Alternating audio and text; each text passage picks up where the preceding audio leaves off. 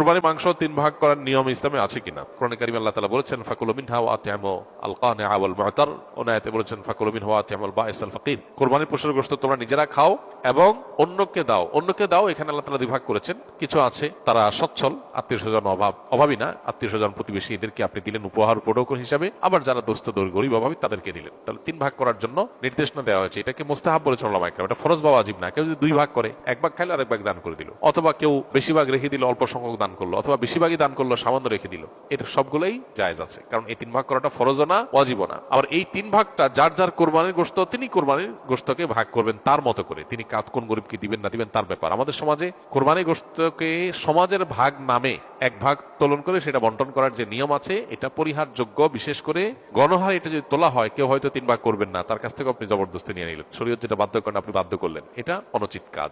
হ্যাঁ, যদি কেউ এরকম উদ্যোগ নেয় যে স্বেচ্ছায় যারা ইচ্ছা তারা দিতে পারেন, আমরা গরিবদের কাছে সুষম বন্টন করে দিব, এটা প্রশংসনীয়। এরকম হতে পারে, স্বেচ্ছায় দেওয়ার ব্যবস্থা থাকলে সেটা ঠিক আছে। কিন্তু বাধ্যতামূলকভাবে সামাজিকভাবে সমাজের ভাগ বলে উঠাই নিয়ে আসা, কেউ নিজের অনিচ্ছা সত্ত্বেও যদি দিতে বাধ্য হয় তাহলে সেটা নাজায়েজ হবে। কারণ নবী সাল্লাল্লাহু আলাইহি ওয়াসাল্লাম বলেছেন লা ইয়াহিল্লু মালু মুসলিমিন ইল্লা বিতিবি নাফসি, কোন মুসলমানের সম্পদ তার মনের সন্তুষ্টি ছাড়া সেটা গ্রহণ করা বা সেটা দখল করা এটা জায়েজ নয়, ভোগ করা জায়েজ না। বিধায় কোরবানির গোশত যিনি কোরবানি দিয়েছেন তাকে আল্লাহ তাআলা দিয়েছেন, এটা তার। সো তার সন্তুষ্টি না থাকলে আপনি সমাজের ভাগ নামে তার কাছ থেকে উত্তোলন করলে সেটা জায়েজ হবে না। তিনি হয়তো তার কোনো আত্মীয়-স্বজন গরিব, তাকে একটু বাড়ায় দিবেন, আপনার সমাজের ভাগে নিয়ে আপনাদের মতো দিবেন, এটা তো তার অধিকার খর্ব করা হলো, এটা উচিত নয়।